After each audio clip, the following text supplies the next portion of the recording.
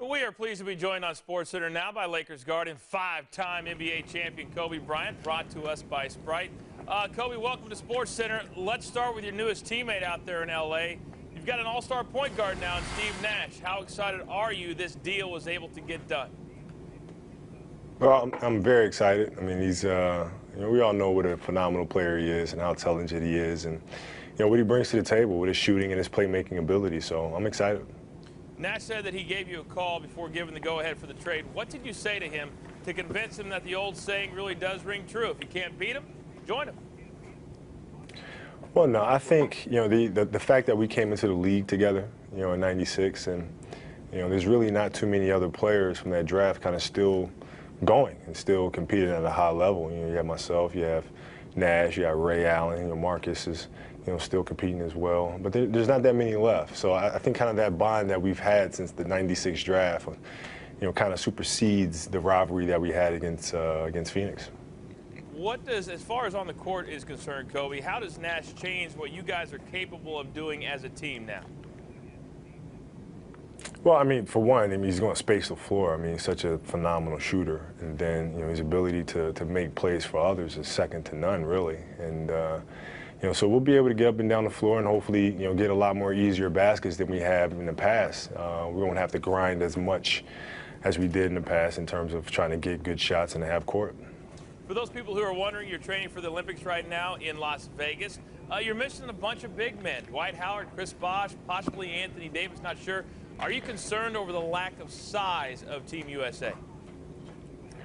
Oh, very concerned. I mean, in the Olympics and the teams that we'll be facing all have a great amount of size, and they know how to use their size. They're very physical, and they're strong in the paint. So we're missing a lot by not having Dwight, not having Chris, and Lamar. We're missing that.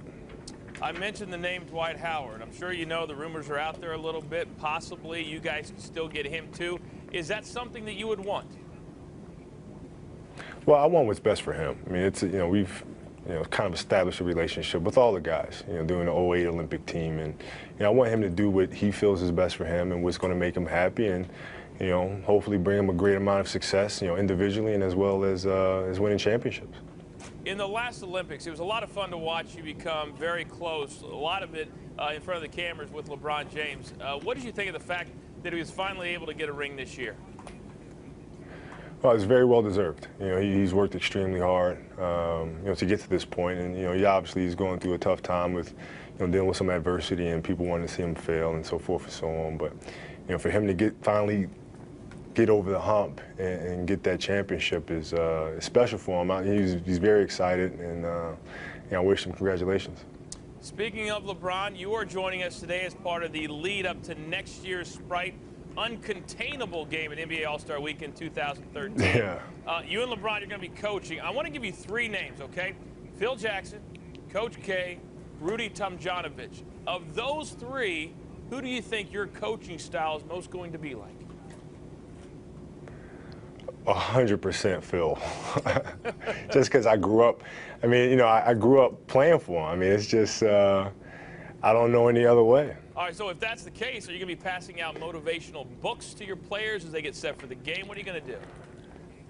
No, he only does that as the season progresses. And being that this is kind of a one-game thing, I'll see if I can install the triangle offense in one day, see how quickly these guys pick it up, and then we'll kind of go from there. All right, back to the Olympics quickly. I know this has been a shortened season, a lot of games in a short amount of time. How do you get yourself remotivated now? Because I know you love playing in the Olympics. How motivated are you? Well, extremely motivated. I mean, the Olympics is such a tremendous honor, for all of us, because you're not representing, I'm not representing Los Angeles. LeBron's not representing Miami. We're representing the United States of America, and there's such a badge of honor that comes along with that, and what that represents, and what that entails, and we want to go out there and make our country proud. All right, what do you think is going to win for your squad to go over there and win a gold medal? Well, we definitely have to play to our versatility, to our athleticism. And even though size, we may be slightly disadvantaged in terms of having guys who are 7 feet and 6'11" and so forth, and we can definitely use that to our advantage. you know, by playing Carmelo at the 4, by playing LeBron at the 5, and kind of forcing the opposition to adjust. And if we can do those things, shoot the ball well, we should be back with the gold medal. Well, we appreciate the time. Best of luck in a few weeks over there in London. And go ahead and bring back the gold for us, all right? Thank you, man. I appreciate it.